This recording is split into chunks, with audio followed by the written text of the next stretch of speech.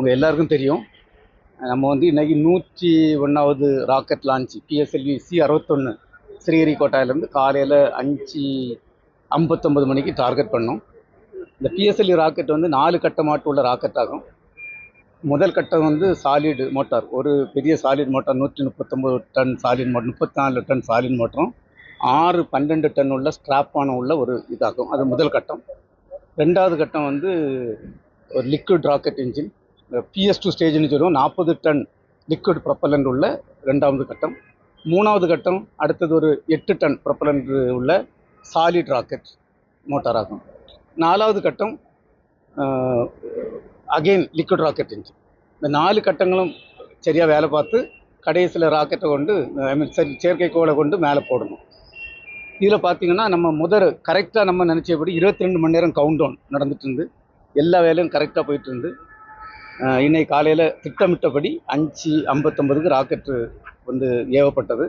முதல் 2 கட்டங்களும் வெற்றிகரமாட்டு ஒர்க் பண்ணிச்சு. மூணாவது கட்டம் 120 செகண்ட் வேலை செய்யறதுக்கு பதிலாக ஒரு 80 செகண்ட் நல்லா வேலை பார்த்து அதுக்கு பிறகு ஒரு சின்ன அப்சர்வேஷன் இருக்குது. இந்த சேம்பர் ப்ரெஷர் கொஞ்சம் குறைஞ்ச ஒரு அப்சர்வேஷன் இருக்குது. அப்படி இருந்தால் கூட 4ஆவது கட்டம் வேலை செய்ய ஆரம்பிச்சது.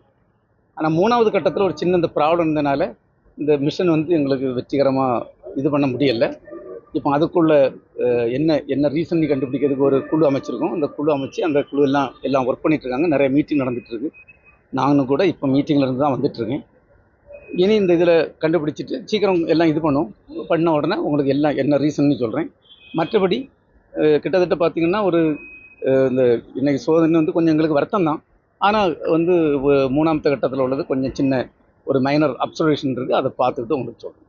சார், அடுத்த கட்டமாக உடனே அனுப்புவோமா? இல்லை, நம்மளுக்கு வந்து இந்த வருஷம் பார்த்திங்கன்னா நம்மளுக்கு வந்து மொத்தம் வந்து ஒரு 13 ராக்கெட் லான்ச் இருக்குது. கிட்டத்தட்ட ஒவ்வொரு மாதம் ஒவ்வொரு இது இருக்குது. அப்போ இது ஒரு இதில் உள்ள பிரச்சனை இதை பார்த்துக்கிட்டு இது வந்து செப்பரேட் ஆகி கொஞ்ச நாள் இதாகும். மற்றபடி எல்லா திட்டங்களும் நம்ம என்ன நினச்சிருக்கோமோ அந்தபடி ஒன்று எக்ஸிக்யூட் பண்ண போகிறோம். கிட்டத்தட்ட ஒவ்வொரு மாதமும் ஒவ்வொரு ராக்கெட் லான்ச்.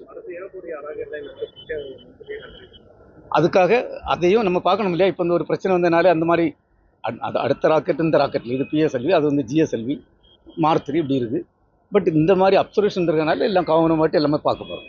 முக்கியமாக இந்த போர் நேரங்களில் நம்மளுடைய ராக்கெட் எவ்வளோ யூஸ்ஃபுல்லாக இருந்துச்சு செயற்கைக்கோள்? நம்ம வந்து இந்த இந்திய விண்வெளித்துறை வந்து பார்த்திங்கன்னா மக்கள் சந்தோஷமாக வாழவும் சேஃப்டியாட்டு செக்யூரிட்டியாட்டு நல்ல சேஃப்டியாட்டு வாழறதுக்கும் உள்ள எல்லா விதமான பணிகளையும் செய்து கொண்டிருக்கின்றது. எங்களால் என்னெல்லாம் செய்ய முடிஞ்சதோ எல்லாமே நன்றாக செய்துவிட்டோம். இல்லை, இப்போ நம்மளுக்கு அடுத்த மாதம் வந்து அடுத்த ராக்கெட் இருக்கு. அடுத்த மாதம் வந்து ஜூனில் வந்து பார்த்திங்கன்னா NISR லான்ச்சிங் பிளான் பண்ணியிருக்கோம். இந்த எக்ஸாக்ட் டேட் வந்து எங்களுடைய பிரைம் மினிஸ்டர் தான் எங்களுக்குள்ள மந்திரி, அவங்ககிட்ட கேட்டு டிசைட் பண்ணுவோம். அடுத்த மாதமே லான்ச் இருக்கும். செய்திகளை உடனுக்குடனும் துல்லியமாகவும் தெரிந்து கொள்ள சப்ஸ்கிரைப் பண்ணுங்க.